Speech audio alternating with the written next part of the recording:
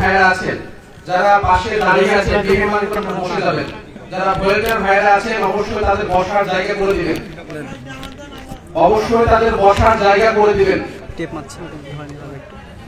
আপনারা একটু সামনে দিকে আগে আসেন, পিছনে অনেক লোক বসে আছে ভাই, একটু পিছনে অনেক লোকজন বসে দাঁড়িয়ে আছে, রাস্তা বন্ধ করে দাঁড়িয়ে আছে। আপনারা একটু সামনে দিকে আগে আসেন, পিছে মারবেন মানে নিচে মারবেন, কিন্তু কেন মারবেন? আপনারা সামনে দিকে আগে আসেন, সামনে জায়গাগুলো ফাঁকা জায়গা পূরণ করুন।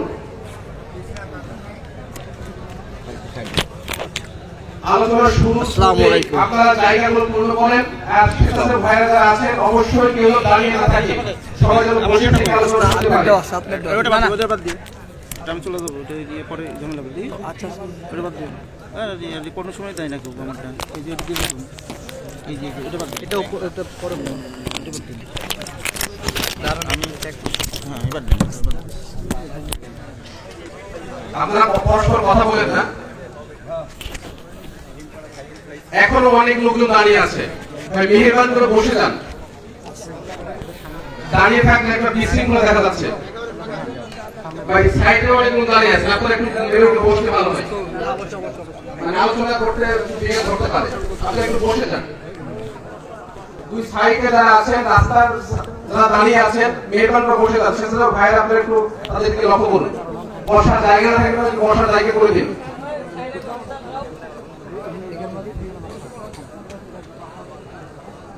চলবে চলবে, ভালো লাগবে না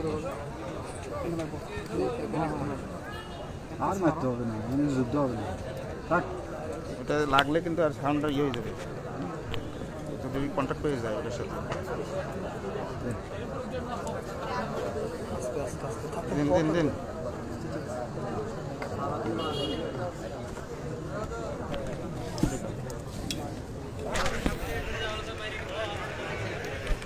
এ পর্যায়ে আলোচনা নিয়ে আসছেন অত্র জালসা প্রধান মেহমান, প্রধান বক্তা ব্রাদার রাহুল হুসাইন, মুর্শিদাবাদ, ভারত। আমি মহোদয়কে তার গুরুত্বপূর্ণ আলোচনা পেশ করার জন্য বিনীত অনুরোধ জানাচ্ছি। এ পর্যায়ে আলোচনা নিয়ে আসছেন ব্রাদার রাহুল হুসাইন, মুর্শিদাবাদ, ভারত।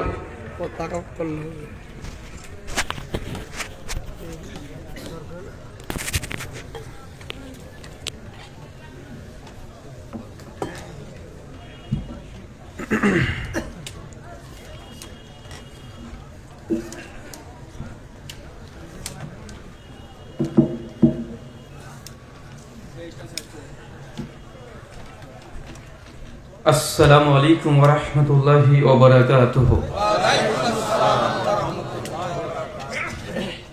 ইন্নাল হামদালিল্লাহি নাহমাদুহু ওয়া নাস্তাঈনুহু ওয়া নাস্তাগফির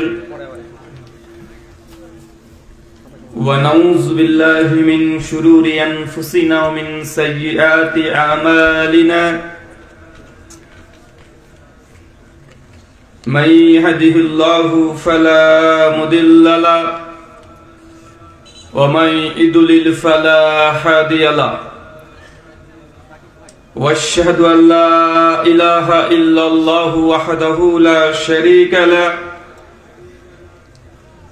واشهد ان محمدا عبده ورسوله اما بعد فان خير الحديث كتاب الله وخير الهدي هدي محمد صلى الله عليه وسلم وشر الأمور محدثاتها وكل محدثة بدعة وكل بدعة ضلالة وكل ضلالة في النار. أعوذ بالله السميع العليم من الشيطان الرجيم من همزه ونفخه ونفسه. يا أيها الناس اتقوا ربكم الذي خلقكم من نفس واحدة وخلق منها زوجها وبث منهما رجالا كثيرا ونساء واتقوا الله الذي تساءلون به والأرحام ইন্নাল্লাহা কানা আলাইকুম রাকিবা ইয়া আইয়ুহাল্লাযীনা আমানুত্তাকুল্লাহ হাক্কা তুকাতিহি ওয়া লা তামুতুন্না ইল্লা ওয়া আনতুম মুসলিমুন ইয়া আইয়ুহাল্লাযীনা আমানুত্তাকুল্লাহ ওয়া কুলু কাওলান সাদীদা ইউসলিহ লাকুম আমালাকুম ইয়াগফির লাকুম যুনুবাকুম ওয়া মান ইউতিল্লাহা ওয়া রাসূলাহু ফাকাদ ফাযা ফাওজান আযীমা ক্বালা রাব্বি ইশরাহ লি সাদরি ওয়া ইয়াসসির লি আমরি ওয়াহলুল উকদাতাম মিন লিসানি ইয়াফকাহু কওলি রব্বি জিদনি ইলমা ওয়া জিদনি ফাহমা। সমস্ত প্রশংসা সেই মহান সত্তা আল্লাহ সুবহানাহু ওয়া তাআলার জন্য, যিনি আমাদের সৃষ্টি করেছেন। শুধু সৃষ্টি করেননি, এই পৃথিবীতে সহস্র কোটি মাখলুকাত সৃষ্টি করার পরেও যিনি আমাদের এই মানব জাতিকে সর্বশ্রেষ্ঠ জাতি, সর্বশ্রেষ্ঠ মাখলুকাত এবং সর্বশ্রেষ্ঠ নবী মুহাম্মদ আরবি সাল্লাল্লাহু আলাইহি ওয়াসাল্লামের উম্মত হিসেবে প্রেরণ করেছেন, সেই মহান সত্তা আল্লাহ সুবহানাহু ওয়া তাআলার সংক্ষিপ্ত শুকরিয়া সুজুদ আদায় করি। তার নিজেরই শেখানো ভাষা দিয়ে সকলে এক বাক্যে পড়ি আলহামদুলিল্লাহ। অতঃপর সহস্র কোটি দুরুদ এবং সালাম বর্ষিত হোক মুহাম্মদ সাল্লাল্লাহু আলাইহি ওয়াসাল্লামের প্রতি। ঝাউবনা পশ্চিম ভাটপাড়া ও চাইপাড়া মহিলা হাফিজে মাদ্রাসার উন্নতিকল্পে এবং পরিচালনায় আজ 25শে ডিসেম্বর আজমুশান ইসলামী আলোচনা সভা, তারিখ 25শে ডিসেম্বর 2024। আজকের এই আলোচনা সভাটিকে সফল করার জন্য যারা সার্বিক দিক থেকে সাহায্য এবং সহযোগিতা করেছেন, তাদের প্রত্যেকের নাম স্বতন্ত্রভাবে নিয়ে শুকরিয়া আদায় করা সম্ভব নয়। তারপরেও আজকের এই আলোচনা সভার সভাপতি, সহসভাপতি, অতিথি এবং বিশেষ অতিথি সহ যারা দূর দূরান্ত থেকে এই আলোচনা শ্রবণের উদ্দেশ্যে দিনী ভাই এবং বোনেরা একত্রিত হয়েছেন এবং পাশাপাশি যারা অর্থ, শ্রম, মেধা, দোয়া এবং পরামর্শ দিয়ে সহযোগিতা করেছেন, আল্লাহ সুবহানাহু ওয়া তাআলা তুমি তাদের প্রত্যেকের নেক নিয়াত এবং নেক আমলগুলোকে কবুল করে নাও, সকলে পড়ি আমিন। মহান সত্তা আল্লাহ সুবহানাহু ওয়া তাআলার কাছে দোয়া, এই প্রার্থনা, আল্লাহ সুবহানাহু ওয়া তাআলা আমরা মানুষ, আমরা কম বেশি ছোট বড় ভুল ত্রুটি বিচ্যুতি গুনাহ পাপ অন্যায় করে থাকি, আজকের এই আলোচনা সভার ওসিলায় আমাদের পেছনের ছোট ছোট গুনাহগুলোকে তুমি ক্ষমা করে দাও, সকলে পড়ি আমিন। সম্মানিত সুধী, বাদ মাগরিব থেকেই বিভিন্ন আলোচক তারা পবিত্র কোরআনুল কারীম এবং হাদিসে মুবারাকাত থেকে অনেক গুরুত্বপূর্ণ আলোচনা আপনাদের সামনে পেশ করেছেন। আজকের এই আলোচনা সভার অন্তিম লগ্নে আপনাদের সামনে উপস্থিত হয়েছি নির্দিষ্ট একটি বিষয়ের উপরে আলোকপাত করার জন্য। আজকে যে বিষয়ে গুরুত্বপূর্ণ আলোচনা হবে, আলোচ্য বিষয় সমকালীন বাংলাদেশ এবং বাংলাদেশী হিসেবে আপনাদের করণীয় কি। বললাম বলেন তো ভাইজান, কথা বুঝতে পারছেন? আলোচ্য বিষয় কি? সমকালীন বাংলাদেশ এবং আপনাদের করণীয়। এখানে আমি বলতে পারতাম যে আমাদের করণীয়, কিন্তু আমি বলতে পারবো না। কেন বলেন তো? জি, যেহেতু আমি বিদেশি, আপনাদের অতিথি হিসেবে এসেছি, আর সাধারণত আলোচনার সমাবেশে এই ধরনের আলোচনা হয়ে থাকে না। আলোচনা হয় বিভিন্ন আদেশ, উপদেশ, নির্দেশ, হালাল হারাম, জায়েজ নাজেজ, জান্নাত জাহান্নাম, শিরক বিদআত, তাওহীদ সুন্নাহ, এগুলো আলোচ্য বিষয় হয়।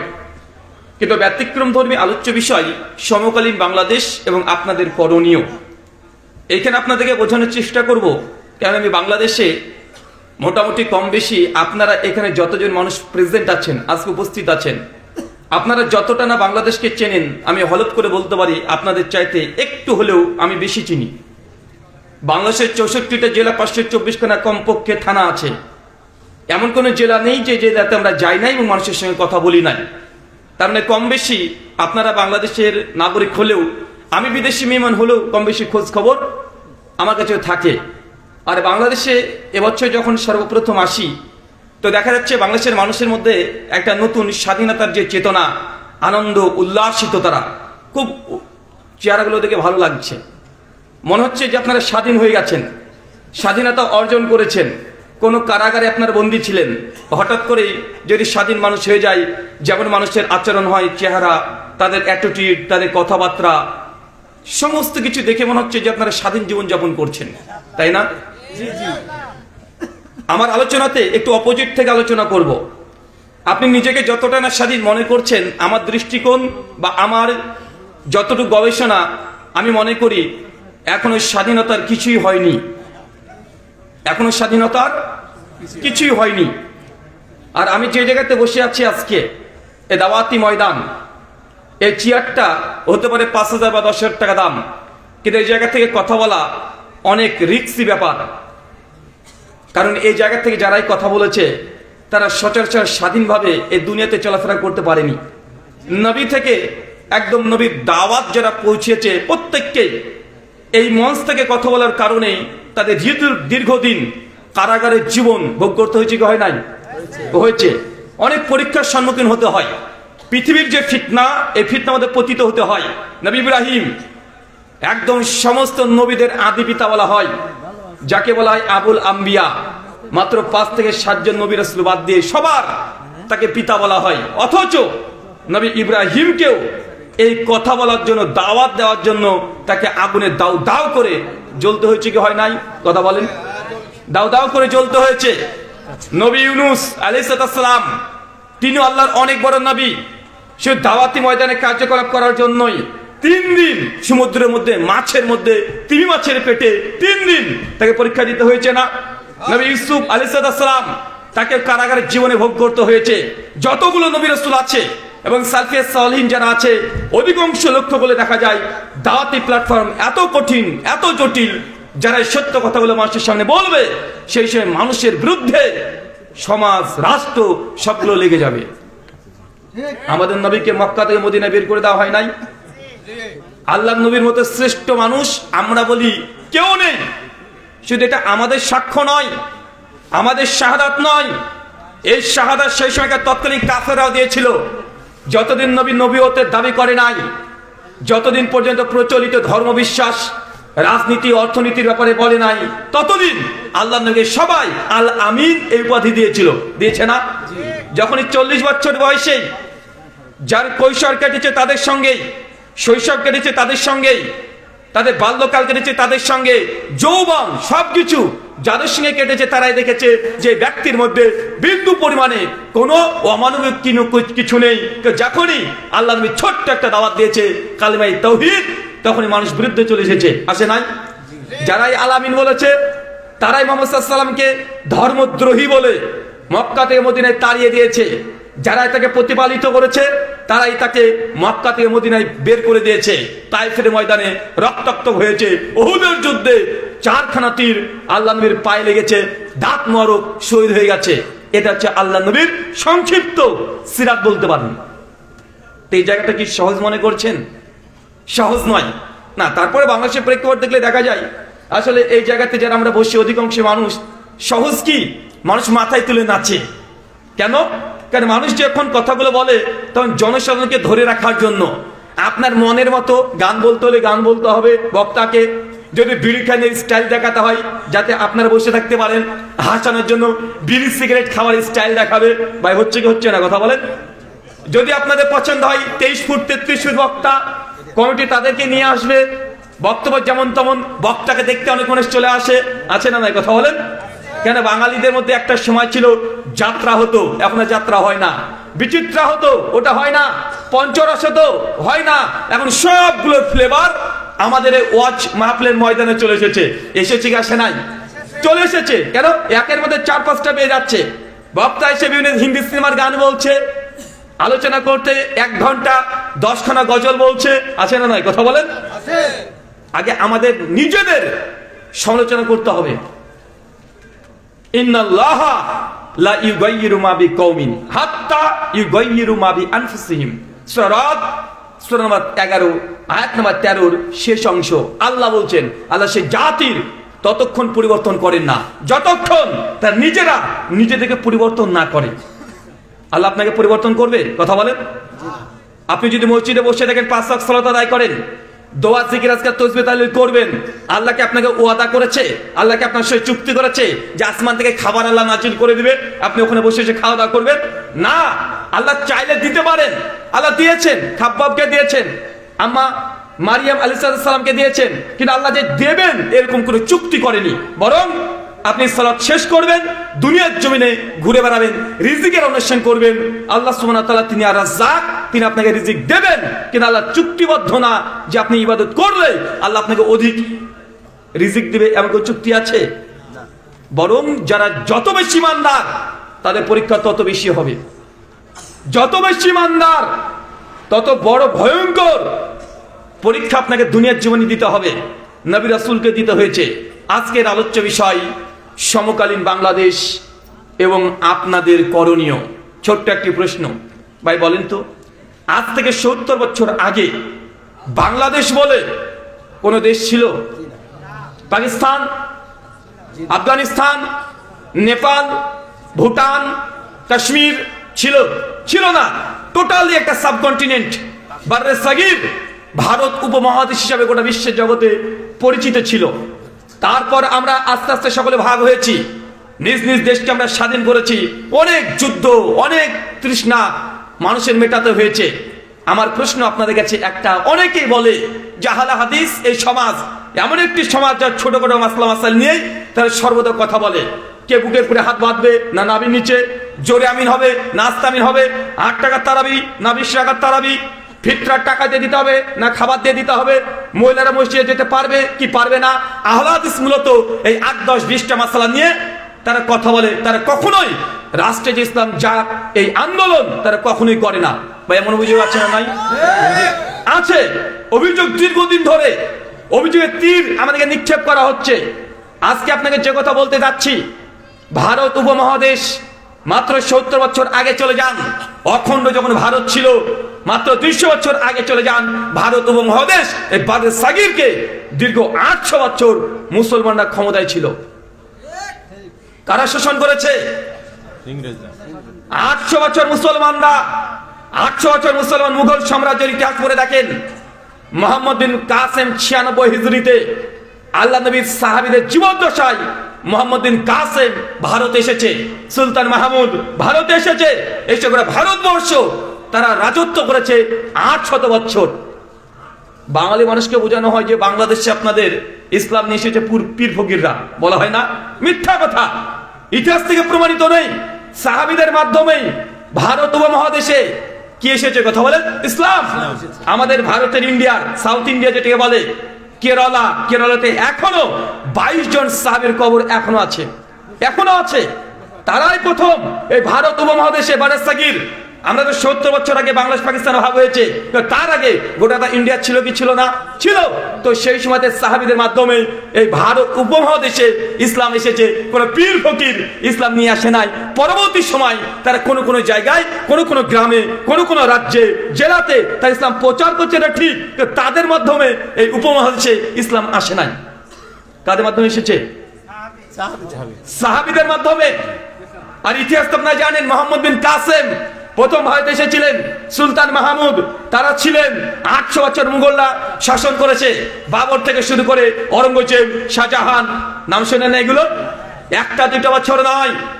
আপনাদের কাছে আমার প্রশ্ন, যারা বলছেন যে আহলে হাদিসরা রাষ্ট্র ইসলাম যাকে চায় না, আমার উল্টো প্রশ্ন, দীর্ঘ 800 বছর ভারত উপমহাদেশে মুসলমানরা ক্ষমতায় ছিল, শাসন করেছে। আমাদের ক্ষমতা আজকে কাফের মুশরিকদের হাতে কেন চলে গেল? এই পয়েন্টটাকে বের করেন।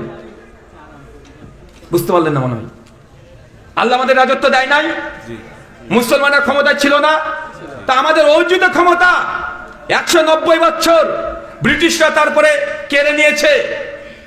মুসলমানরা লড়াই করে, যুদ্ধ করে, জিহাদ করে ব্রিটিশদেরকে, ইংরেজদেরকে 7 সমুদ্র 13 নদী পার করে একদম ভারতকে ত্যাগ করে দিয়েছে, করেছে না? তারপর আমাদের শাসন এখন মুশরিকদের হাতে চলে গেছে। কাফেরদের হাতে চলে গেছে, দীর্ঘ 70 বছর ধরে তারা রাজত্ব করছে। আমার প্রশ্ন এইখানে যে আমাদের কাছ থেকে ব্রিটিশরা ক্ষমতা নিয়ে নিয়েছে, তো ক্ষমতা ফিরে পেলে আমাদের হাতে আসবে, তাদের হাতে গেল কেন? বুঝতে পারেননি মনে হয়। বাড়ি চুরি আমার করেছে, কথা বুঝতে পারলেন না ভাইজান? আমি বাড়ির মালিক, আমার বাড়ি চুরি করছে পাশের একজন ব্যক্তি, আমি লড়াই করলাম, তো বাড়ির মালিক কে হবে? আমি হব না যে চুরি করছে সে হবে? তো আমরা তো তা হয়নি, হয়েছি নাকি? আর ক্ষমতা ছিল 800 বছর মুসলমানদের। যদি বারের সাগির গোটাটা পাওয়ার কথা, কারা পাওয়ার কথা? মুসলমান। কিন্তু পেয়েছে কারা? অন্য কেউ। আপনার কাছে এটাই বোঝানোর চেষ্টা করছি আপনাকে, আপনি বোঝার চেষ্টা করেন আল্লাহ রাজত্ব দিয়েছে, কিন্তু রাজত্ব আমরা কেন ধরে রাখতে পারিনি? কেন ধরে রাখতে পারিনি? পয়েন্ট যতক্ষণ বের করতে না পারবেন ততক্ষণ এই ভারত উপমহাদেশে মুসলিমদের কোনো বিপ্লব ঘটানো সম্ভব নয়। আমার কথা মনে আপনার বুঝতে পারছেন না? এই স্যারে কথা বলছি কেন ভাই? এই তোমরা ডিস্টার্ব করছো কেন? এত কথা বলো না, সরো এত কথা বলো না, বসে পড়ো। শোনেন, আরেকটা দেশের কথা বলি। আচ্ছা, স্পেন, এই দেশটার নাম শুনেছেন? আচ্ছা, স্পেনে মুসলমানরা কতদিন ক্ষমতায় ছিল? প্রায় 700 থেকে 800 বছর স্পেনকে রাজত্ব করছে মুসলমানরা। স্পেনের 700-800 বছর ইতিহাস দেখেন, একদম কর্ডোবা থেকে শুরু করে সবগুলো মুসলমানরা রাজত্ব করেছে। কয়েক শত বড় বড় মুসলিম আলেম ওলামা তারা ওখানে জন্মগ্রহণ করেছে। 800 বছর মুসলমানের শাসন করার পরে আজকে কয়েকশো বছর থেকে মুসলমানের হাতে ক্ষমতা নাই তো নাই। এখন প্রকাশ্যে স্পেনে আজান দেওয়াটাও নিষিদ্ধ ঘোষণা করা হয়েছে, করা হয় না? আপনি বাংলাদেশি, আপনি যদি মনে করেন স্পেনে ভিসাতে যাবেন, আপনি শত চেষ্টা করেন, যদি এমবেসিতে চলে যান একবার, পাসপোর্ট দেখায় যদি বাংলাদেশি, নামের আগে মোহাম্মদ আর ছবিতে যদি দাঁড়িয়ে থাকে, আপনার লাথি মেরে ওই এমবেসি বের করে দিবে, ভিসা দিবে না। অথচ ওই দেশটা কত বছর শাসন করেছি? 700 বছর, প্রায় 700 থেকে 800 বছর। কিন্তু সেই দেশে মুসলমান আজকে আজান দিতে পারে না। আপনারা ব্রাজিল আর আর্জেন্টিনা নিয়ে খুব লাফালাফি করেন, তাই না? ব্রাজিল আর আর্জেন্টিনা জার্সি, বাড়ির ছাদে পরে আপনার পতাকা, বাড়ির রং করেছেন একদম ব্রাজিল আর আর্জেন্টিনা। যখন খেলা হয় শেষে বাংলাদেশে ছিলাম, ওরা ঢাকাতে কয়েক লক্ষ প্রজেক্টর ভাড়া করে বাঙালি মুসলমান খেলা দেখেছে না ভাইজান? ব্রাজিল আর্জেন্টিনা নিয়ে মারামারি করেছে মুসলমান, মারামারি করেননি আপনারা? করেছেন। অথচ আপনি ব্রাজিল অথবা আর্জেন্টিনার বাংলাদেশ থেকে অ্যাপ্লিকেশন করেন ভিসার, দেখেন আপনাকে কতবার আপনার ভিসাকে ক্যান্সেল করে। আপনি যাকে নিয়ে মাতামাতি করছেন তারা আপনাকে কুকুরের চাইতো নিকৃষ্ট মনে করে। আপনি মাতামাতি করছেন কি করছেন না? করছেন। এই সামগ্রিক গোটা বিশ্ব জগৎ, প্রত্যেকটা রাষ্ট্রের কথা যদি আপনাকে বলতে যাই, একটা সময় ছিল 700 থেকে 800 বছর আগে মুসলমানরা অর্ধ পৃথিবীকে রাজত্ব করেছে। এই জন্যই 56খন ইসলামী সংখ্যাগরিষ্ঠ রাষ্ট্র এখনো দুনিয়াতে বিদ্যমান আছে, আছে না নাই? অথচ গোটা বিশ্ব জগতে যারা ধর্মের জন্য নির্যাতিত, তারা কারা? কে ধর্মের জন্য নির্যাতিত হয়? কোন হিন্দু সনাতনীকে দেখেছেন? কখনো তার নির্যাতন হয় না। কোন খ্রিস্টানকে দেখেছেন? না। ইহুদিকে দেখেছেন? না। বৌদ্ধকে দেখেছেন? না। ধর্মের জন্য যারা নির্যাতিত তারা মুসলমান, তারা মুসলমান পরিষ্কার। শিখরা দাড়ি রাখে, গোটা বিশ্বের মানুষ থেকে সম্মান করে। শিখরা পাগড়ি বাঁধে, গোটা বিশ্বের মানুষ থেকে সম্মান করে। মুসলমান দাড়ি রাখে, জঙ্গি বলে, আছে না নাই? মুসলমান পাগড়ি বাঁধে, আগে থেকে বলে দেখ বিন লাদেনের মতো লাগছে, বলে কি বলে না? কথা বলেন। তার সম্পূর্ণ নামটাও নেওয়া যাবে না।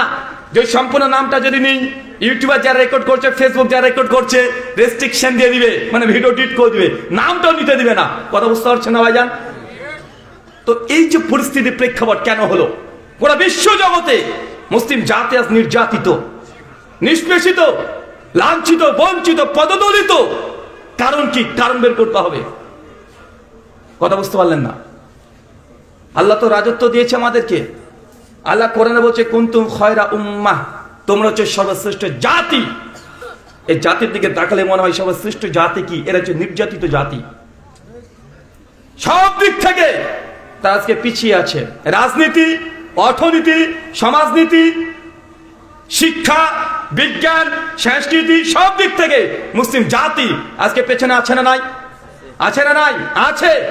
অথচ 300 বছর 400 বছর আগে চলে যান, বিজ্ঞান সায়েন্সের প্রথম যুগের কথা চিন্তা করেন, অধিকাংশ সায়েন্সের মূল বিদ্যাগুলো মুসলমানরাই আবিষ্কার করেছে। করেছে কি করে নাই?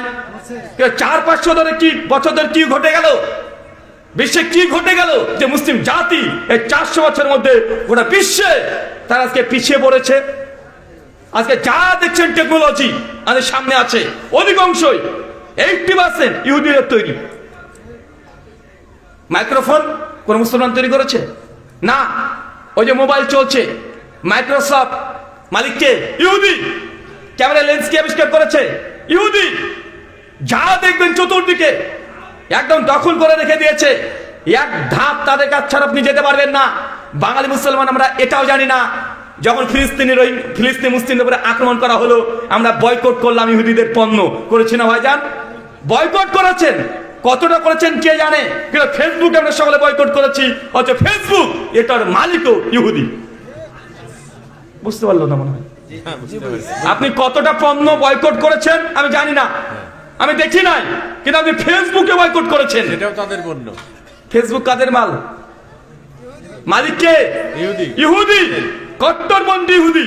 Mark Zuckerberg Bible old testament book of Leviticus chapter 22 verse 6 পরিষ্কার ভাবে বাইবেলের ইহুদিদের একদম কঠোর পন্থা, তাদের যে নীতি ইনকামের 10% তারা ধর্মের জন্য তাদের ফান্ডে জমা করতে বাধ্য। তারা মানে আমরা বছর যেমন 2.5 টাকা কি দিই, জাকাত দিই না, তারা 10% তাকে জাকাত দিতে হয়। মানে আজকে 100 টাকা ইনকাম করলে 10 টাকা তার ধর্মের জন্য তাদের পাদ্রী পুরোহিতের কাছে দিতে হবে, নচেত ইহুদিদের খাতার থেকে নাম তাদের বাদ দিয়ে দিবে। কথা বুঝতে পারলেন না বাজার? গোটা বিশ্ব জগতে মাত্র আছে 1.5 কোটি। কত কোটি? 1.5 কোটি। মানে আপনার ঢাকা উত্তর সিটি কর্পোরেশন আর দক্ষিণ সিটি কর্পোরেশন দুইটা অংশ মিলে যতটা মানুষ, তার চাইতো ইহুদিদের সংখ্যায় গোটা বিশ্বে কম আছে। গোটা বিশ্বের রাজত্ব করা করছে সবকিছু দিয়ে। মূল জিনিস মাথা আজ তাদের হাতে, অর্থনীতি পুরো ইহুদিদের হাতে, টেকনোলজি পুরো তাদের হাতে, পুরো মাল্টিমিডিয়া সিস্টেম সম্পূর্ণ তাদের হাতে। আছে না নাই? আছে। এটা আপনাকে চিত্র দেখাচ্ছি, গোটা বিশ্ব জগতের প্রেক্ষাপট দেখাচ্ছি যে গোটা বিশ্ব জগতে মুসলিম জাতির 400-500 বছরের মধ্যে কি ঘটে গেল। যতগুলো রাষ্ট্র ছিল সব রাষ্ট্রগুলোকে তারা হারিয়েছে, আর যে কটা আছে তারা সবগুলো আস্তে আস্তে ধর্ম বিমুখ হয়ে তারা পশ্চিমা যে কৃষ্টি কালচার, সেই কালচারে তারা স্রোতে গা ভাসাচ্ছে। ভাসাচ্ছে কি ভাসাচ্ছে না? চলেন বর্তমান বাংলাদেশ এবার ঢুকি। এতক্ষণ বিশ্ব জগৎ শুনলেন, এরকম তথ্য দিতে গেলে কয়েক ঘন্টা শুধু আন্তর্জাতিক প্রেক্ষাপট বলা যাবে। টাইমস অফ ইন্ডিয়া আন্তর্জাতিক লেভেলের ইংরেজি পত্রিকা 2015 সালে 13 অক্টোবর পৃষ্ঠা নাম্বার 19 তারা বলছে গোটা বিশ্ব জগতে মানুষের সংখ্যা প্রায় 800 কোটি। কত কোটি? 800 কোটি। ধর্ম আছে 4500। কতগুলো ধর্ম? আপনি কটা ধর্মের নাম জানেন? হিন্দু, মুসলিম, বৌদ্ধ, জৈন, ইহুদি, খ্রিস্টান, 8-10টা ধর্মের নামে বেশি জানেন না, কিন্তু আলাদা আলাদা ধর্ম কতগুলো আছে? প্রায় 4500। মানুষ আছে 800 কোটি, ধর্ম 4500। আর 4500 ধর্মের মধ্যে সবচেয়ে যে ধর্মের অনুসারী জনসংখ্যা বেশি তারা কারা? মুসলিম। খ্রিস্টান 220 কোটি। কত কোটি? 220 কোটি। মুসলমান আছে 170 থেকে 180 কোটি। তৃতীয় হিন্দু সনাতন ধর্ম গোটা বিশ্বে আছে 120 থেকে 130 কোটি। বৌদ্ধ 8 কোটি। ইহুদি 1.5 কোটি। জৈন মাত্র 50 লক্ষ বা 76 লক্ষ এরকম পাওয়া যায়। তার মানে বোঝা যাচ্ছে গোটা বিশ্ব জগতে মুসলিমরা মোটেও সংখ্যালঘু না। সংখ্যালঘু না, সংখ্যালঘু না, আমরা সংখ্যা গরিষ্ঠ। তারপরেও মুসলিম জাতি গোটা বিশ্ব জগতে আজকে নির্যাতিত। চলেন একটা কারণ বলি আপনাকে। এই কারণটা আমার মস্তিষ্ক পোষিত কোনো কারণ নয়। মুসলিম জাতি আজ যে গজবে নিপতিত হয়েছে এর কারণ আমার নিজের পার্সোনাল কোনো কথা থেকে নয়, ডাইরেক্ট আল্লাহ সুবহানাহু ওয়া তাআলা কি কারণ দিয়েছে সে কারণে অনুবাদ করবো আরবি থেকে বাংলাতে। আমি যদি নিজের চিন্তা চেতনা থেকে কথা বলি, আমার চিন্তা চেতনা ভুল হতে পারে কি পারে না? কথা বলেন, ভুল হতে পারে, কিন্তু এই গোটা সৃষ্টি জগৎ রচনা কে করেছেন? আল্লাহ। এই গোটা বিশ্ব জগতে যত রকমের গজব অবতীর্ণ হয় কার পক্ষ থেকে? আল্লাহ দেন। উদ্ধার কে করেন? আল্লাহ করেন। তো মুসলিম জাতি তারা স্বর্ণের যুগে ছিল, হঠাৎ করে গোটা বিশ্বজগৎ নির্যাতিত কেন? এই কারণ কে বলবে? আল্লাহ বলতে পারবেন না? তিনি তো দেন, তিনি বলবেন।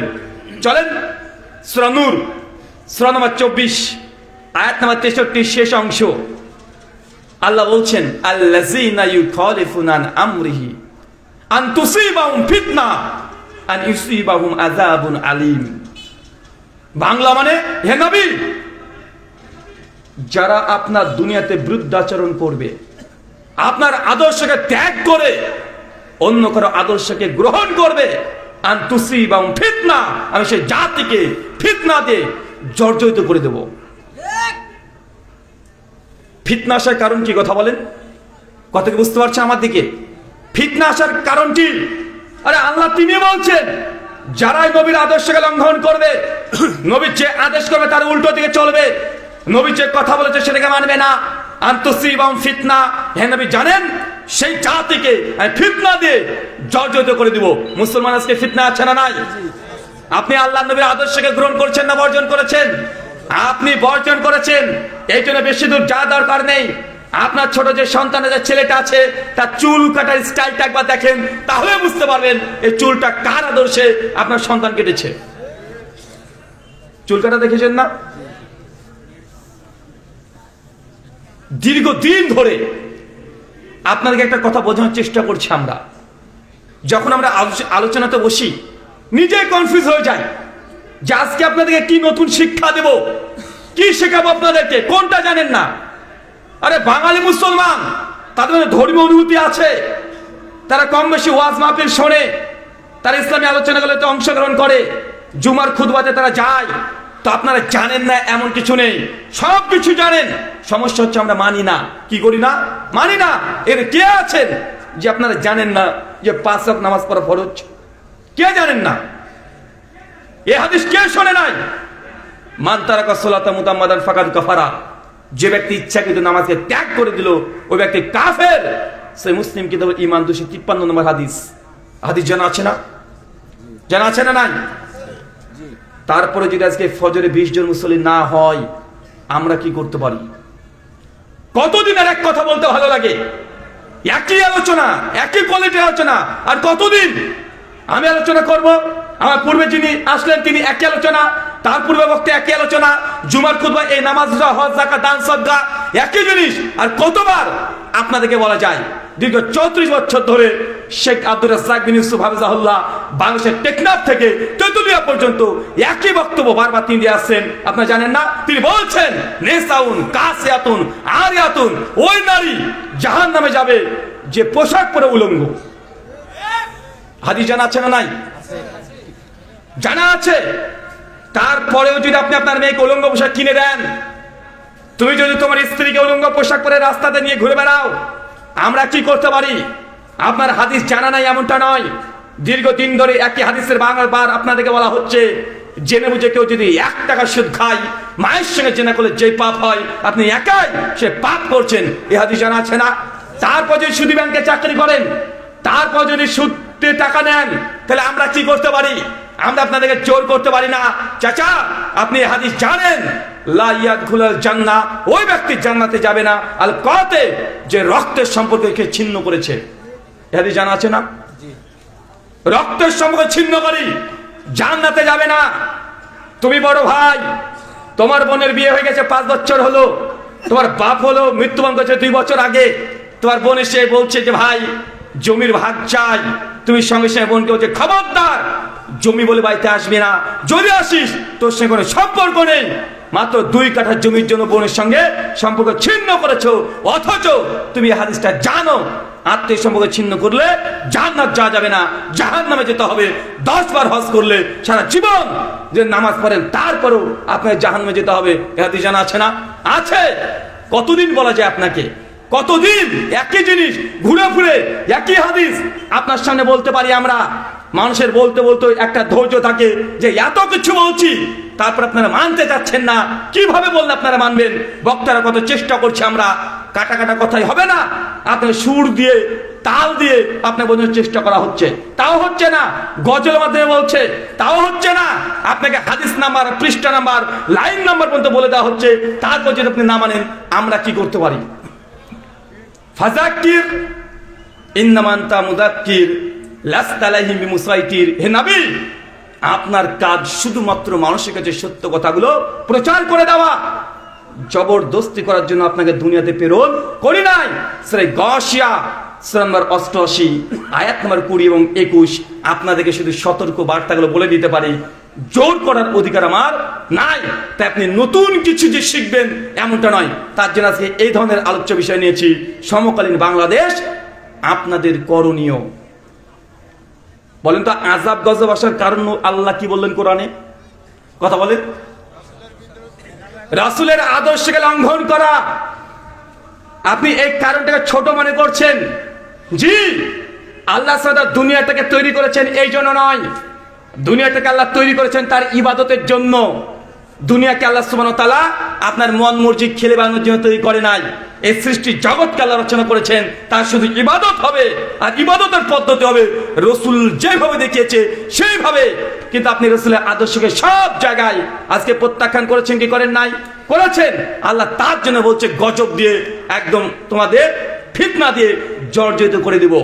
এই আয়াত আপনি এইভাবে বুঝবেন না। চলেন ইয়াতের প্রেক্ষিতে একটা হাদিস আপনাকে শোনাই। সহিহুল বুখারী কিতাবুল জিহাদ হাদিস নাম্বার 3039, সিরাত ইবনে হিশাম দ্বিতীয় খণ্ড পৃষ্ঠা নাম্বার 425 থেকে 452 পৃষ্ঠা। দীর্ঘ আলোচনা করা হয়েছে উহুদের যুদ্ধকে কেন্দ্র করে। আপনাকে একটা কথা তার আগে বলে দিই, ইসলামের ইতিহাসে যতগুলো যুদ্ধ জিহাদ হয়েছে সব চাইতে মর্মান্তিক ভয়ঙ্কর জিহাদের নাম হচ্ছে উহুদের জিহাদ। কিসের বলেন তো? উহুদের। কেন? কারণ এই যুদ্ধে আল্লাহ নবী দাঁত মোড়ক শহীদ হয়েছে। এই যুদ্ধে ৭০ জন বড় বড় সাহাবী শহীদ হয়ে গেছে। এই যুদ্ধে আমির হামজা শহীদ। এই যুদ্ধে সাইদ বিন মুসাইব শহীদ, হানজালা শহীদ, জাবির বিন আব্দুল্লাহ পিতা শহীদ। ৭০ জন সাহাবী এই যুদ্ধে শহীদ। চলেন উহুদের যুদ্ধ আপনাকে সংক্ষিপ্ত এক সাইডে রাখি, আর বর্তমানে বাংলাদেশের প্রেক্ষাপট এক সাইডে রাখছি। দেখেন তো বাংলাদেশের চিত্রের সঙ্গে 1400 বছর আগেকার উহুদের যুদ্ধ মিলছে কিনা। হাদিস নাম কথা বললাম, সহিহ বুখারী 3039 নম্বর হাদিস মুক্তাসার আসছে। আল্লাহ নবী হঠাৎই উহুদের যুদ্ধের কয়েকদিন পূর্বে তিনি স্বপ্ন দেখছেন যে উহুদের প্রান্তে আল্লাহ নবীর সাহাবীরা রক্তাক্ত অবস্থায় পড়ে আছে। আল্লাহ ঘুম ভেঙে গেছে, চট করে উঠে পড়েছে। নবী বুঝতে পারছেন যে উহুদের যুদ্ধে যদি আমরা যাই তাহলে আমার সাহাবীদের উপর আক্রমণ হবে, নির্যাতন করা হবে, তাকে শহীদ করে দেওয়া হবে। আল্লাহ স্বপ্ন দেখেই সাহাবীদের সঙ্গে চলে গেলেন মসজিদে।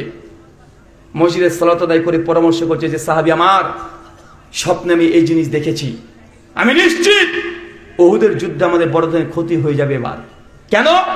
কারণ বদরের যুদ্ধে মুসলমানরা কয়েক বছর আগে বিজয় লাভ করেছিল, আর কাফেররা মজবুত হয়ে একদম মাঠ ঘাট বেঁধে তারা এবার উহুদের যুদ্ধে আসছে। সাহাবীরা তখন ইয়া রাসূলুল্লাহ, আল্লাহ যেহেতু জিহাদকে ফরজ করেছে, যা হয় হবে, আমরা উহুদে যাব। সাহাবীদের জজবা দেখে আল্লাহ নবী তিনি প্রস্তুতি নিলেন জিহাদের, উহুদে যাবই। কিন্তু পরিকল্পনা, চিন্তা, চেতনাকে তিনি একটু পরিবর্তন করছেন। কেন? আগে থেকে তিনি দেখে নিয়েছেন যে যুদ্ধে মুসলিমদের ক্ষতি হয়ে যাবে। আর নবীরা যে স্বপ্ন দেখে, এই স্বপ্ন ওহী কি ওহী নয়? স্বপ্নটা ওহী। কেন? নবী ইব্রাহিম যে তার বেটাকে, সন্তানকে কুরবানি দেবে, আল্লাহকে ফেরেশতা জিবরিলের মাধ্যমে বলেছিল না? কিসের মাধ্যমে? স্বপ্নের মাধ্যমে।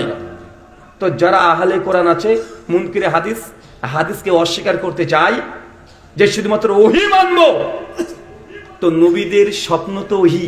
ওহী কি ওহী নাই? কথা বলেন। তা আল্লাহ নবী এই যে স্বপ্ন দেখলেন, এটা কি কোরআনে থাকবে না হাদিসে থাকবে? হাদিসে থাকবে।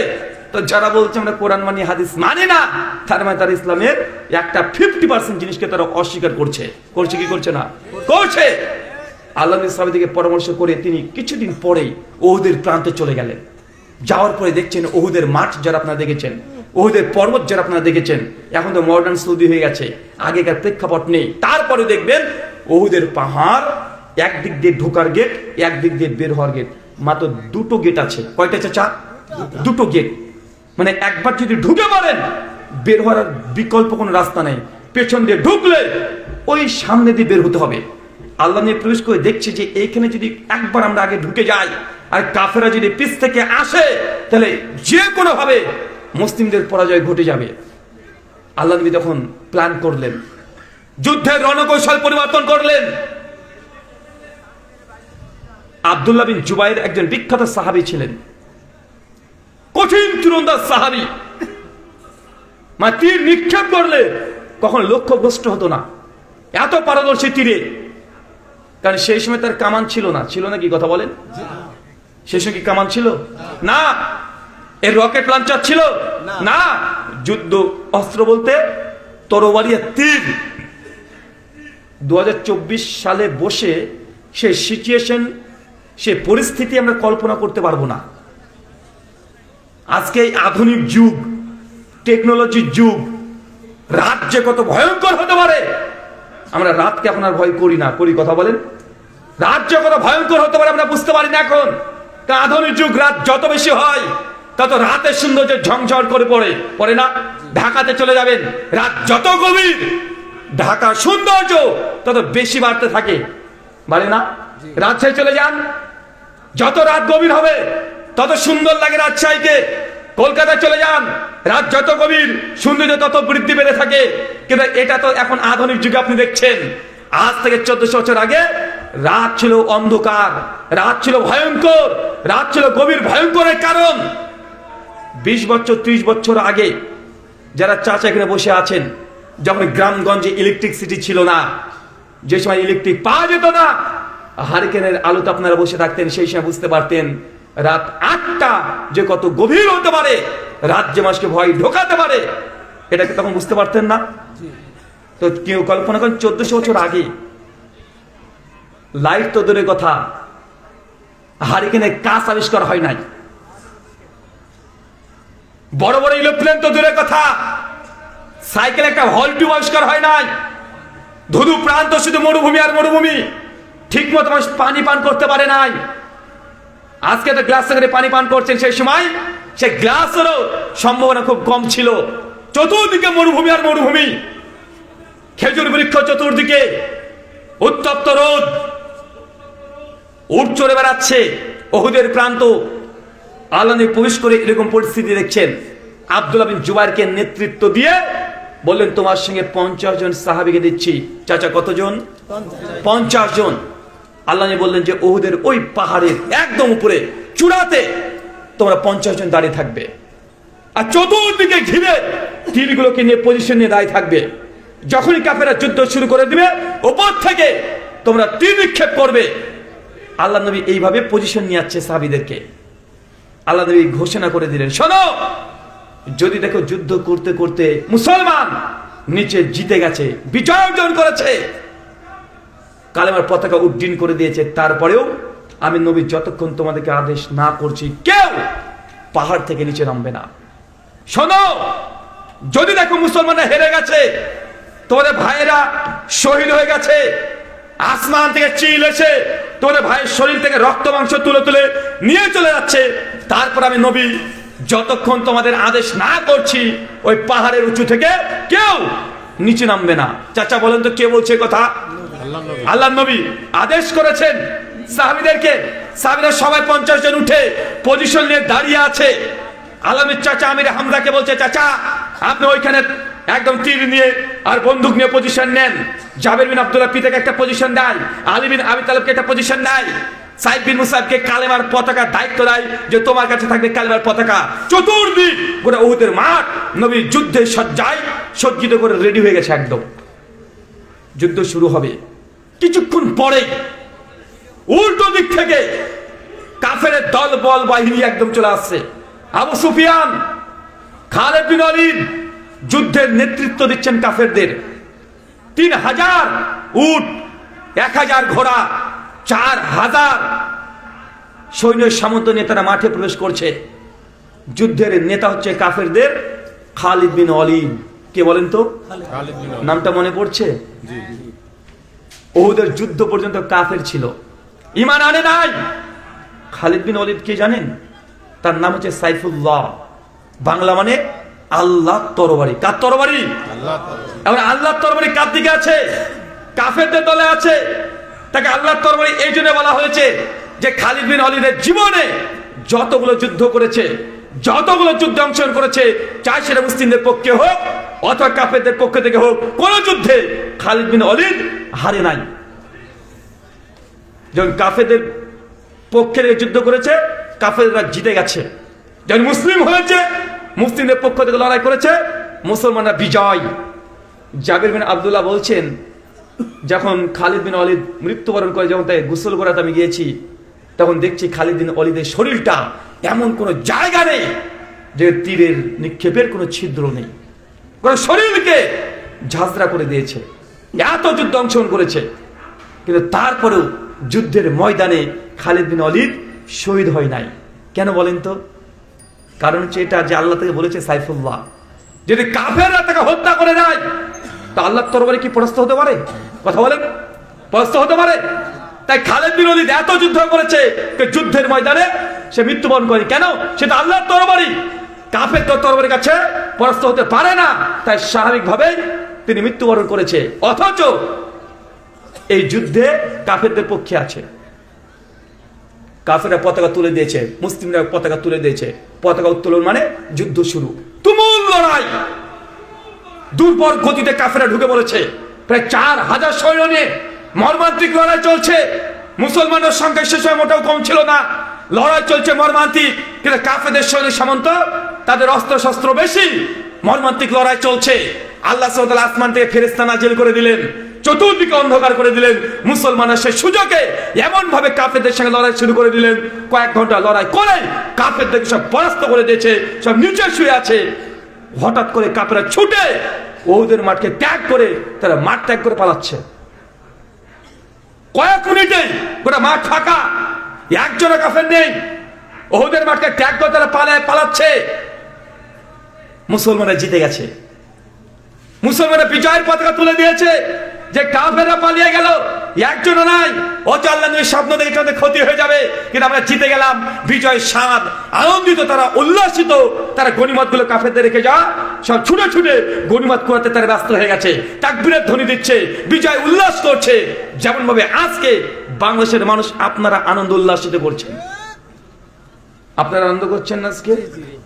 আপনার উল্লাসিত না? কারণ কি? কেউ একজন পালিয়েছে। হ্যাঁ, উহুদের যুদ্ধে কেউ পালিয়েছে, কাফেররা সৈন্য সামন্ত নিয়ে পালিয়ে গেছে। এই জন্য মুসলমানরা বিজয় মনে করেছে, তারা আনন্দিত, তারা উল্লাসিত। যখনই পালিয়ে গেছে কাফেররা, তাদের মাল সম্পত্তি, গনিমতের মালগুলোকে তারা কুড়াতে শুরু করে দিয়েছে। আনন্দিত, উল্লাসিত বাংলাদেশের মানুষও কেউ একজন আজ দেশ থেকে পালিয়ে গেছে। এই জন্য আপনারাও আনন্দিত, উল্লাসিত আছেন না? নাই কথা বলেন। সাহাবীরাও গনিমতের মাল তারা সংগ্রহ করতে শুরু করেছে। 5 তারিখে আপনারাও ঢাকাতে গিয়ে আপনারা গনিমত কুড়াতে শুরু করেছিলেন, মনে পড়ছে না? যাওয়ার তো কয়েক ঘন্টা পরে দখল করে নিয়েছেন, একদম সব ঢুকে পড়েছেন। হাঁস, মুরগি, মাছ কিছু বাদ দেন নাই। কিছু বাদ দিয়েছেন? গোরা বলেন, কিছু বাদ দেন নাই। আরে ভাই, ওইগুলো নিয়েছেন, ভেতরের বাইরের ওগুলোকেও ছাড় দেন নাই। ওইগুলো নিয়েছিলেন না? কথা বলেন, নিয়েছেন। মানে আপনারা আনন্দিত, আজকে উল্লাসিত। তাই জেনে রাখবেন, যা ঘটেছে 5 তারিখ পর্যন্ত এখনো কিছুই ঘটে নাই। কেবল যাত্রা শুরু, কেবল রাস্তা চলা শুরু। এখনো 50% কাজ বাকি আছে। তারপরে 100% কাজ যখন কমপ্লিট হবে, তখনই এই বিজয়ের যে আনন্দ, সে আনন্দ করবেন। এখন আনন্দ কিসের? কি ঘটে গেছে? কিছু ঘটেছে? এখন তেমন কিছু ঘটেনি। 50% কাজ হয়েছে, আর একটা ঝাটকা দিয়ে 100% কাজ করে তারপরে মুসলমানরা আনন্দিত, উল্লাসিত করবেন, তখন গেলা এটা প্রযোজ্য হবে। আপনারা এখন আনন্দ করতে শুরু করে দিয়েছেন। হ্যাঁ ভাই, কি আছে কিনা ওটা আপনার দেশ, আপনার ব্যাপার, ওটা আপনারা বুঝে নিবেন। আমি রাজনৈতিক বিশ্লেষণ করব না, আমি হাদিসটাকে সামনে রেখে বর্তমানে আপনাদের করণীয় কি সেটাকে বোঝানোর চেষ্টা করছি। সেই সময় আমি ছিলাম মালয়েশিয়াতে, আগস্টে 2 তারিখে ডক্টর জাকির নায়েকের সঙ্গে তার বাসভবনে নিজের বাড়িতেই সাক্ষাৎ করেছিলাম। অনেক আলোচনা হয়েছিল তার সঙ্গে। আর 3 তারিখে বাংলাদেশের জনপ্রিয় আলোচক শেখ মুজিবুর রহমান আজহারী হাফিজাহুল্লাহ মালয়েশিয়াতেই তার সঙ্গে সাক্ষাৎ হয়েছিল। আর গোটা বিশ্বের মিডিয়াগুলো সেই সময় বাংলাদেশকে ফোকাস করে আছে, কি ঘটবে কি ঘটবে কি হবে। প্রবাসীরা যোগাযোগ করতে পারে না সেই সময়, ছিল না ভাইজান? কিছু একটা ঘটবে, হঠাৎ করে গোটা বাংলাদেশকে দখল করে নিচ্ছে কারা? যুবক তরুণরা, স্কুল পড়ুয়া ছাত্র ছাত্রী, এরা বাংলাদেশকে গোটা দখল করে নেবে এমন একটা ভাব। 10 দফা 9 দফা 6 দফা সব বাদ দিয়ে বলছে 1 দফা। মানচিত্র চেঞ্জ করতে যাচ্ছে গোটা বাংলাদেশের। আমি তখন ভাবছি ওখান থেকে বসে যে কি ব্যাপার, বাংলাদেশের যুবকদেরকে তো আমি চিনি, এদের নারী নক্ষত্র সব জানা আছে আমার, এরা তো এই কোয়ালিটির না, এ তো রাষ্ট্র বুঝে না, ধর্ম বুঝে না।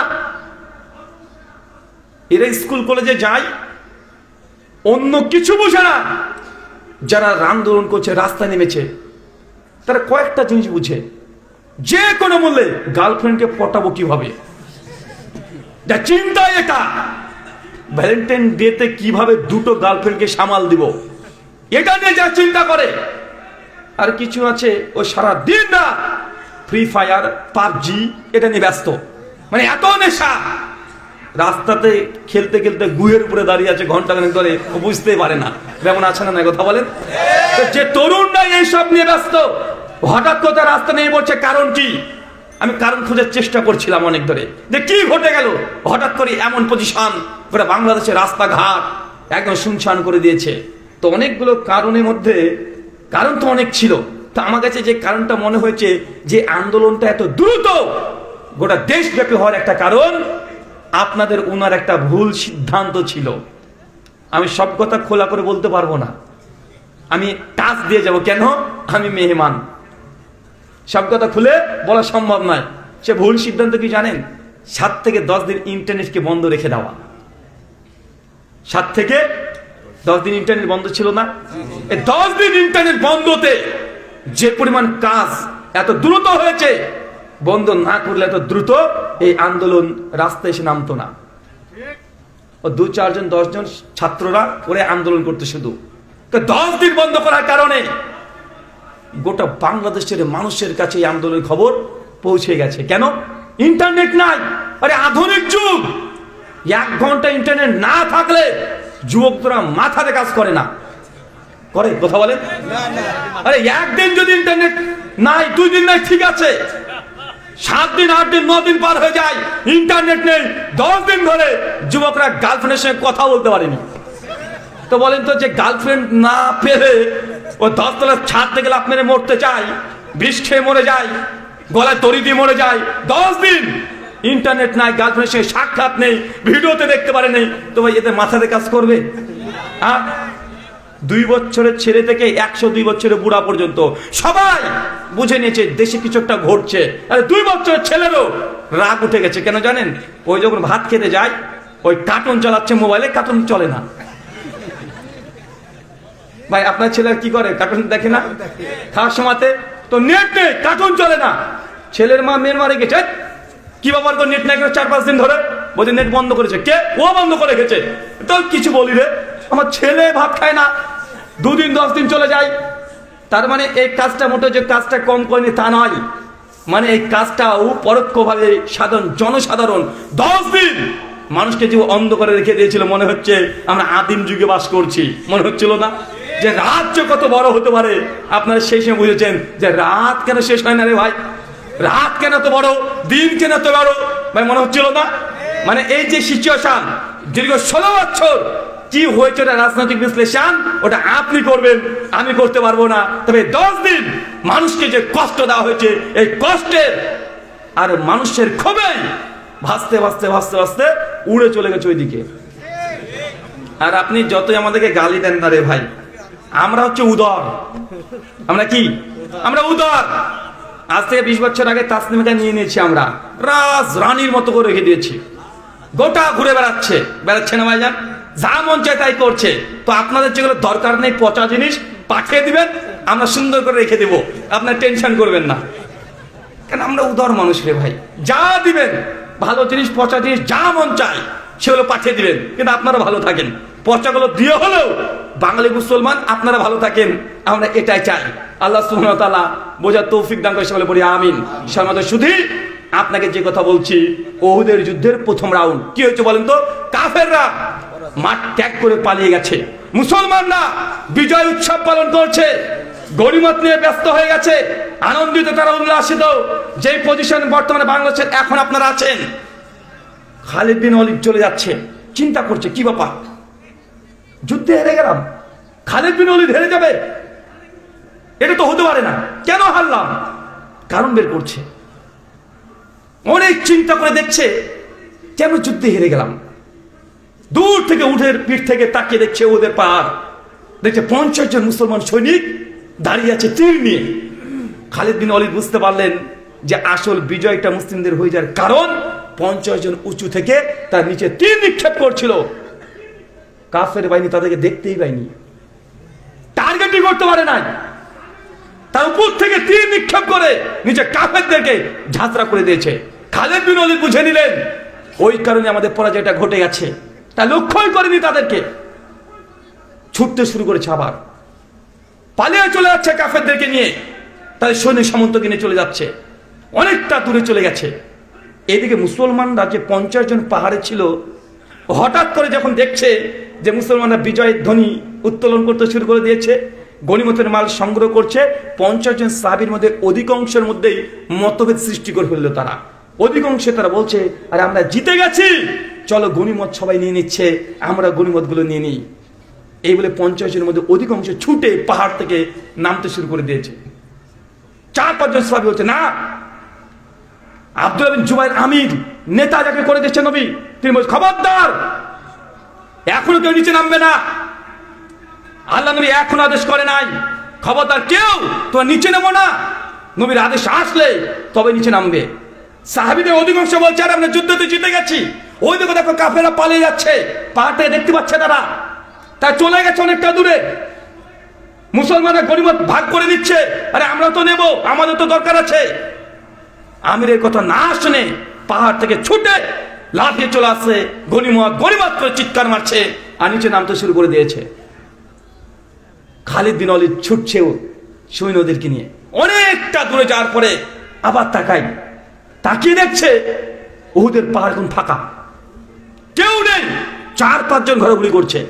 খালিদ বিন ওয়ালিদ দূর থেকে দেখতে পেলেন যে একদম ফাঁকা হয়ে গেছে, তিনি তার যুদ্ধের পরিকল্পনা চেঞ্জ করে নিলেন। সঙ্গে সঙ্গে ওইখানে কাফেরদেরকে সঙ্গে থামিয়ে দিলেন, এখানে থেমে যাও, আবার আমরা দ্বিতীয়বার মুসলমানদের উপরে শেষ একটা ছবল, একটা আক্রমণ করে দেখব। কাফেররা বলছে আমরা হেরে গেছি, আবার নতুন করে কিভাবে আক্রমণ করব? খালিদ বিন ওয়ালিদ বলছে ওই দেখো ওই পাহাড়ের উপরে 50 জন, একজনও নাই, 4-5 জন ঘোরাঘুরি করছে।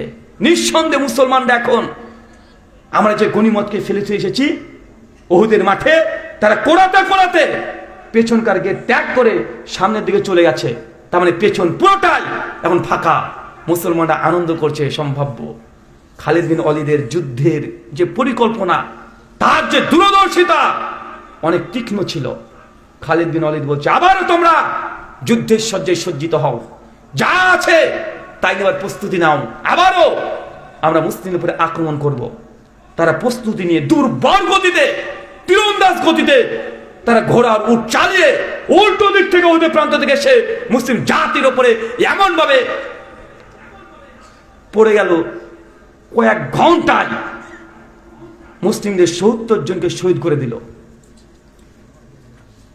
মুসলমানরা বিজয় করছিল, আনন্দিত, উল্লাসিত, পতাকা পতপত করে উঠছে, গনিমত নিয়ে ব্যস্ত। 1 ঘন্টা উল্টো দিক থেকে এমন ভাবে কাফেররা এসে মুসলিমদের উপরে হামলে পড়েছে, 70 জন মুসলমান এই যুদ্ধে শহীদ হয়ে গেছে। চতুর্দিকে রক্ত রক্ত, মুসলমানরা বুঝতে পারেনি পিছন থেকে আক্রমণ হয়েছে। আল্লাহ নবী ছটফট করছে, চতুর্দিকে ছুটে বেড়াচ্ছে।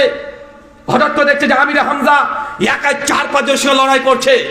পিছন থেকে ওয়াসে এসে এমন ভাবে তাকে আক্রমণ করে দিল, বল্লম ঢুকে দিল নাভি বরাবর। আমির হামজা আল্লাহর সিংহ পুরুষ, ইসলামের ডান হাত, শক্তির দিক থেকে উল্টে পড়ে গেছে, শহীদ হয়ে গেছে। আল্লাহ নবী ছুটে চলে আসছে, চাচা শহীদ হয়ে গেছে। তার কাছে গিয়ে দেখছে আল্লাহ নবীর চাচা আর নেই। ওইদিকে তাকে দেখছে হানজালা, তাকেও মেরে দিয়েছে। সাইদ বিন মুসাইব ওকেও মেরে দিয়েছে, এক হাত কেটে দিয়েছে, পতাকা উল্টে পড়ে গেছে। আল্লাহ চিৎকার দিয়ে বলছে, আলী কালেমার পতাকা তুমি তুলে ধরো, তোমার কাছে পতাকা রাখো। আলী বিন আবি তালিব ছুটে গিয়ে কালেমার পতাকাকে তুলে ধরে দিয়েছে। চতুর্দিকে লাশ আর লাশ, একজন সাহাবী মারা যাচ্ছে, মানে তার একদম গলা পরে এমন ভাবে তরবারি মেরেছে অর্ধেক গলা কেটে গেছে, চিৎকার মারছে। তারপরে ইয়া রাসূলুল্লাহ, আল্লাহ নবী তার দিকে দেখছে যে তার অর্ধেক গলা নেই। আল্লাহ নবী ছুটে গিয়েছে তার কাছে, গিয়ে বসে তার মাথাটাকে তার কপালে যখন এই রাঙ্গে পড়ে রেখেছে, সহসা আল্লাহ নবীর দিকে মিষ্টি একটা হাসি দিয়ে শহীদের মৃত্যু। এই ঘটনা যদি আপনাকে বলি, উহুদের যুদ্ধ, একজন নয় ৭০ জন সাহাবী আল্লাহ নবীর চোখের সামনে সে মৃত্যুবরণ করছে। আল্লাহ নবীর সঙ্গে আছে 9 জন সাহাবী। কাফেররা টার্গেট যে মুহাম্মদকে যে কোনো মূল্যে এই যুদ্ধে মেরে ফেলতে হবে, যে কোনো ভাবে টার্গেট করে এসেছে। বারবার নবীকে লক্ষ্য করে তার তীর নিক্ষেপ করছে, একের পর এক তীর।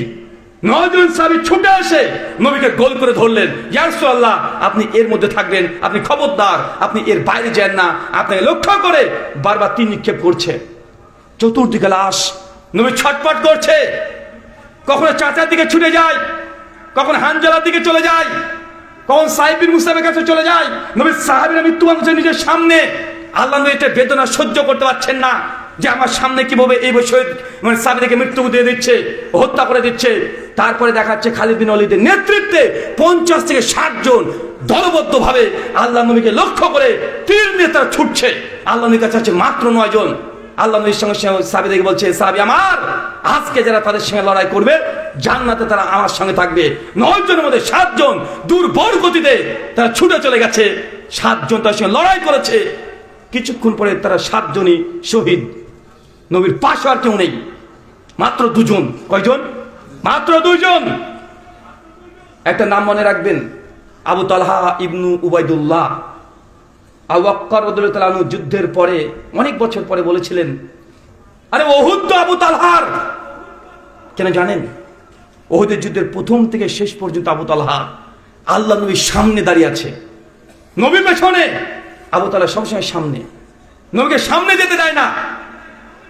চতুর্দিকে নবী যখন ছুটে বেড়াচ্ছে, সাহাবীদের কাছে যাচ্ছে, যারা মারা গেছে তাকে দেখতে যাচ্ছে, কষ্ট বেদনা কেউ নেই, মাত্র 2 জন সাহাবী। আল্লাহ ছুটে বেড়াচ্ছে, কাফেররা লক্ষ্য করেছে একসঙ্গে, আবার 50-60 জন দলবদ্ধভাবে আল্লাহ নবীকে নিক্ষেপ উদ্দেশ্যে তীর নিক্ষেপ করতে শুরু করেছে। আবু তালেব ইবনে উবাইদুল্লাহ ছুটে গিয়ে আল্লাহ নবীর সামনে দিয়েছে, ইয়া রাসূলুল্লাহ আপনি মাথা নিচু করেন, আপনি মাথা তুলিয়েন না। আল্লাহ নবী মাথা নিচু করেন, আপনাকে লক্ষ্য করছে, তারা মেরে দিবে। ইয়া রাসূলুল্লাহ মাথা নিচু করেন। আল্লাহ নবীকে নিচু করে দিয়ে আবু তালেব সামনে দাঁড়িয়ে আছে। পরপর 50টা তীর নিক্ষেপ করেছে নবীকে লক্ষ্য করে। 39 খানা তীর আবু তালহার বুকে, পেটে, হাতে, পায়ে, চতুর্দিকে লেগে গেছে। 4 খানা তীর নবীর পায়ে এসে লেগেছে। পাথর নিক্ষেপ করেছে, নবীর দাঁত মরক অর্ধেক ভেঙে গেছে, ব্যথা যন্ত্রণা, পা থেকে রক্ত পড়ছে। এই সাহাবী নবীর সামনে দাঁড়িয়ে 39 খানা তীর ওরা শরীরে নিয়ে নিয়েছে। এটা উহুদের যুদ্ধ। কোন যুদ্ধ কথা বলেন? উহুদের যুদ্ধ। মুসলমানরা প্রথম রাউন্ডে জিতে গেছে, পথ পরিবর্তন হয়েছে। কাফেররা বসেছিল না, তারা অর্ধেক গিয়ে তারা যুদ্ধের কৌশল চেঞ্জ করেছে। তারা উল্টো দিক থেকে মুসলিমদের উপরে আক্রমণ করেছে। এখন আপনি বাংলাদেশকে নিয়ে চিন্তা করেন, বাংলাদেশেও উল্টো দিক থেকে আক্রমণ করার চেষ্টা চলছে কি চলছে না? চলছে। বাংলাদেশকেও উল্টো দিক থেকে আক্রমণ করা, পেছন দিক থেকে আক্রমণ করার অনেকগুলো চেষ্টা চলছে। একটু কান আর চোখ খোলা রাখলে আপনি বুঝতে পারবেন। কেন দেখলেন না? 2-1 মাস আগেই তো, মাত্র তো 130টা দিন আজকে হলো, 2 মাস আগেই হঠাৎ করে ঢাকাতে 2 থেকে 300 খানা ট্রাক ঢুকে পড়লো, দেখেন নাই? হঠাৎ করে আনসাররা আন্দোলন করতে শুরু করে দিল।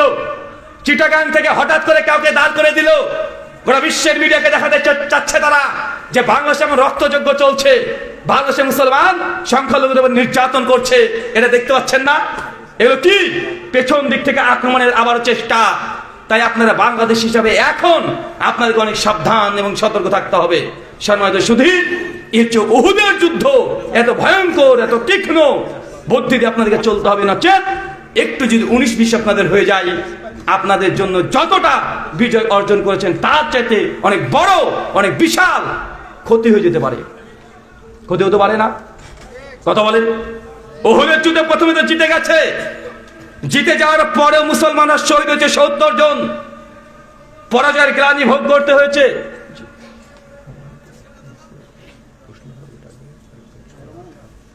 ওকে, আপনাদেরকে সাবধান সতর্ক থাকতে হবে। আপনারা মনে করেন না যে তারা মুখ বন্ধ করে বসে থাকবে, তারাও বিভিন্ন কৌশলে পেছন দিক থেকে আক্রমণ করার চেষ্টা করছে। তাই আপনারা আগে যতটা না বুদ্ধি নিয়ে কাজ করতেন, এখন ফেসবুকে একটা কমেন্ট করতে হলেও 10 বার আপনাকে চিন্তা করতে হবে। কারণ তারা একটা খুঁজছে, কোন একটা কিছু খুঁজে বিশ্ব মিডিয়াকে তা দেখাতে চাই, এটা প্রমাণ করতে চাই যে বাংলাদেশের মুসলিমরা এখন অমুসলিমদের উপরে আক্রমণ করছে, ধর্ষণ করছে, মন্দির ভাঙছে। এগুলো তারা প্রমাণ করতে চাচ্ছে না ভাইজান। আমি আগেই বলেছি, আমি বিদেশি, সমস্ত কথা খুলে বলতে পারবো না। সমাজদার কেলে ইশারায় কাফি। অনেকগুলো মিডিয়া দেখছেন যে কত রকমের মিথ্যা প্রপাগান্ডা চালাচ্ছে শুধু কলঙ্কিত করার জন্য। আল্লাহ সুবহানাহু ওয়া তাআলা আমার এই কথাগুলো আপনাদের প্রত্যেকের কাছে পৌঁছানো তুমি তৌফিক দান করে সকলে পড়ি আমিন। আমি আপনাদেরকে আরেকটা এই হাদিসের ঘটনা থেকে সামনে রেখে আপনাকে বলতে চাই। ভাই বলেন তো, এই গোটা যে কাহিনীটা শুনলেন, উহুদের যুদ্ধের গোটা কাহিনী শুনলেন, আল্লাহ নবী শেষ পর্যন্ত যখন দেখছে যে না সাহাবীরা 70 জন মারা গেছে, তিনি আর ফিল্ডে থাকতে চাচ্ছেন না।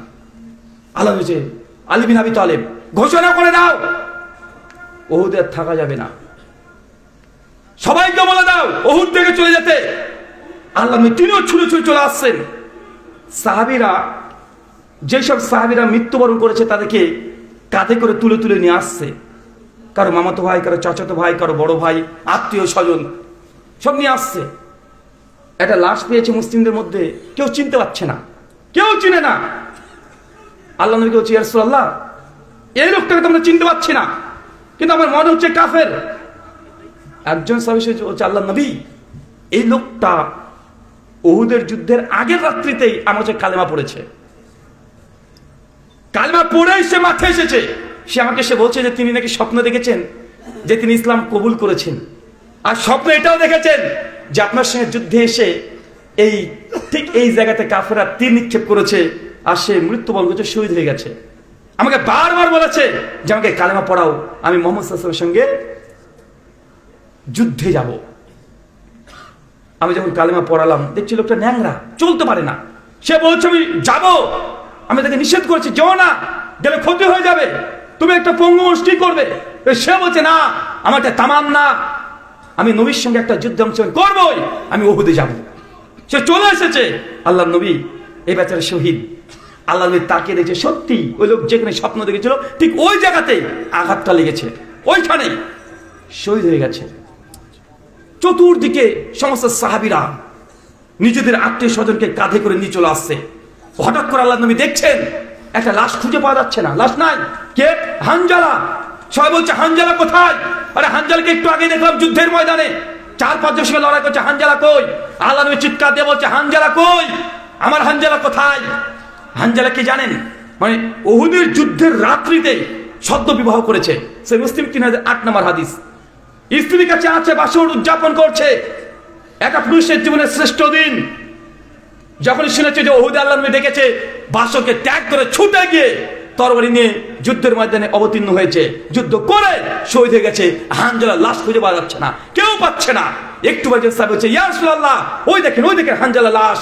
আল্লাহ নবী তাকিয়ে দেখছে হানজালার লাশ মাটি থেকে 3-4 ফুট উপরে ভাসছে, শূন্যর উপরে, শরীর থেকে টপ টপ করে পানি পড়ছে। আল্লাহ নবীর সঙ্গে তাকিয়ে বলছে যে দেখো সাহাবীরা, আমার হানজালাকে ফেরেশতারা গোসল করাচ্ছে। পরে জানা যায় হানজালার স্ত্রী বলেছিলেন যে সেই দিন আমার স্বামী আমার সঙ্গে ফিজিক্যালে গিয়েছিলেন, কিন্তু গোসল করার সময়টা দেয়নি। নবী ডেকেছে, ওই মুহূর্তে বিছানা ত্যাগ করে সরাসরি নবীর কাছে চলে এসেছে। এটা হচ্ছে উহুদের যুদ্ধ। চতুর্দিকে এমন ঘটনা, সমস্ত সাহাবী যখন চলে আসছে, ছুটছে, দৌড়ে পালাচ্ছে, আল্লাহ নবীর দাঁত থেকে রক্ত ঝরছে, পা থেকে গলগলে রক্ত পড়ে চলে যাচ্ছে। আল্লাহ নবী যখন যাচ্ছে, যেতে একটা পাহাড় পেয়েছে, পাহাড়ে উঠতে যাচ্ছে, নবী আর উঠতে পারছে না, পায়ের ব্যথা, উঠতে পারছে না, বারবার উঠছে আর নবী পড়ে যাচ্ছে। আর ওই সাহাবী আবু তালহা ইবনে উবাইদুল্লাহ 39 করে তীর শরীরে ছুটে গিয়ে আল্লাহ নবীকে কাঁধে নিয়ে আবার দৌড়তে শুরু করেছে। চিন্তা করতে পারছেন ইমানি জজবাত। ইসলাম যদি কি একবার বুঝে নাই, নবীর প্রতি ভালোবাসা যদি চলে আসে, আল্লাহ নবী বলছে, ইয়া রাসূলুল্লাহ, কিয়ামত কখন হবে? আল্লাহ নবী বলছেন, যখন তখন কিয়ামত হয়ে যেতে পারে।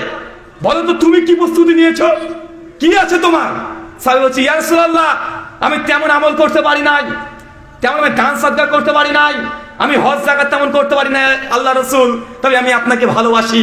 আল্লাহ নবী, আমি আপনাকে ভালোবাসি, আবু বকরকে ভালোবাসি, এই ভালোবাসা ছাড়া আমার আর কিছু নেই। আল্লাহ নবী তখন বলছে, সত্যি তুমি তোমাকে ভালোবাসো, তো জেনে রাখো কিয়ামতের মাঠে জান্নাতে তুমি আমার সঙ্গে থাকবে। এই যে উহুদের যুদ্ধ, সমস্ত ঘটনা সামারি করে দিই। আপনাকে আমার প্রশ্ন, ভাই বলেন তো, উহুদের যুদ্ধে মুসলমানরা বিজয় লাভ করার পরেও আবার পরাজয়ের গ্লানি কেন ভোগ করতে হয়েছে? কারণ বলেন।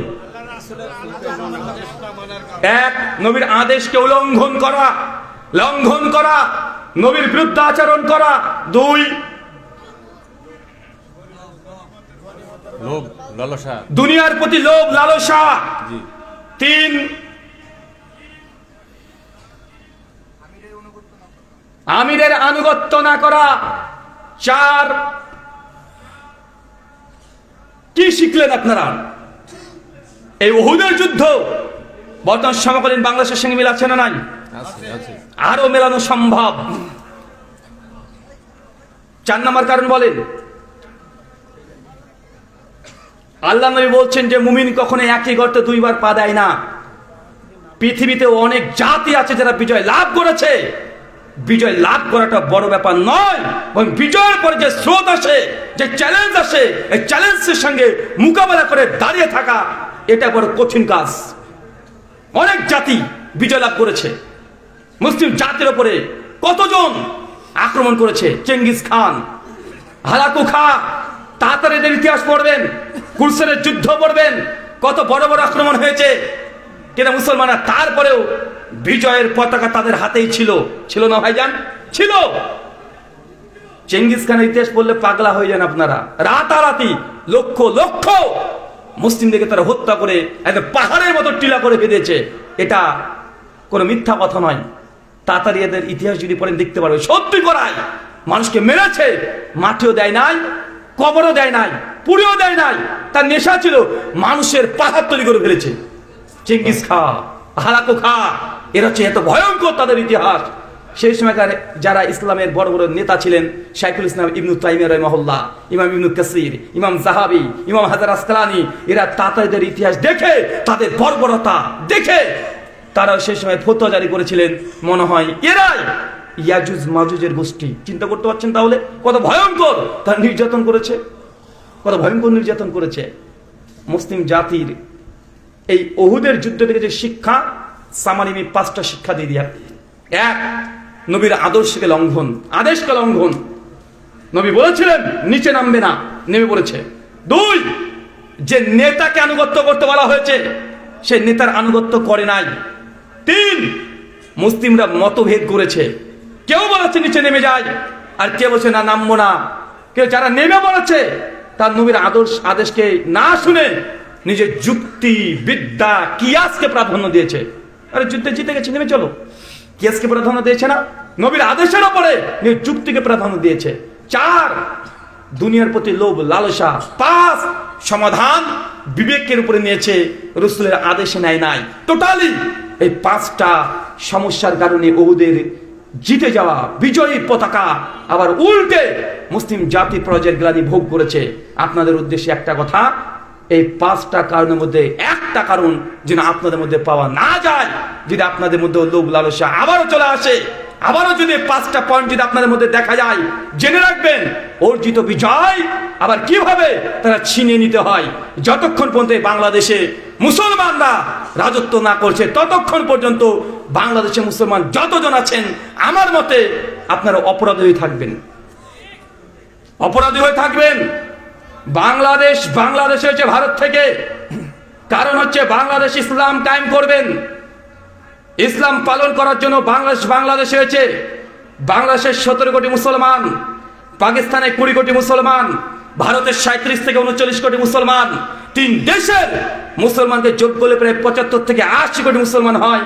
3টা দেশ যদি আজকে আমরা এক থাকতাম, মুসলমান যদি 70 থেকে 80 কোটি এক জায়গায় থাকতাম, পৃথিবীর কোন বাতিল শক্তি মুসলিমদেরকে চোখ তুলে তাকানোর সাহস পেত না। কিন্তু ভাগ হয়েছে ইসলামকে নিয়ে। ইসলাম কেন থাকবে না? ইসলামকে রাখতে হবে। ইসলাম যদি না থাকে ভাগ কেন হয়েছে? কেন আমাদেরকে দুর্বল করে থুয়ে আসলেন আপনারা? কেন দুর্বল করে দিলেন? 3 দেশ থাকলে 80 কোটি মুসলমান, আর সব দেশগুলো দুর্বল। বাংলাদেশ দুর্বল, পাকিস্তান দুর্বল, ভারত মুসলমান দুর্বল। কিন্তু একসঙ্গে যদি 80 কোটি থাকতাম আমাদের সামনে কেউ চোখ তুলে তাকানোর সাহস পেত? কোনো দিকে পেত না। কিন্তু যে জন্য ভাগ হয়েছে সেটাকে প্রতিষ্ঠা যতক্ষণ না করছেন ততক্ষণ পর্যন্ত আপনাদেরকে আমি মনে করি যে আপনারা ফেল করেছেন। দেশ ভাগ হয়েছে এই জন্যই। ইসলাম পালন করবেন, সার্বভৌমত্বকে রক্ষা করবেন। 70 বছর হয়ে গেল এখনো কমপ্লিটলি কিছু করতে পারেননি। ফেলিওর। কিয়ামতের মাঠে জবাব দিয়ে তার জন্য প্রস্তুত থাকবেন। সব দেশগুলো আমরা এখন দুর্বল, সব জায়গাতে দুর্বল, সব জায়গায় নির্যাতিত, নিষ্পেষিত। বাবরি মসজিদ মুশরিক কাফেরদের দখলে, বাইতুল মুকাদ্দাস ইহুদিদের দখলে।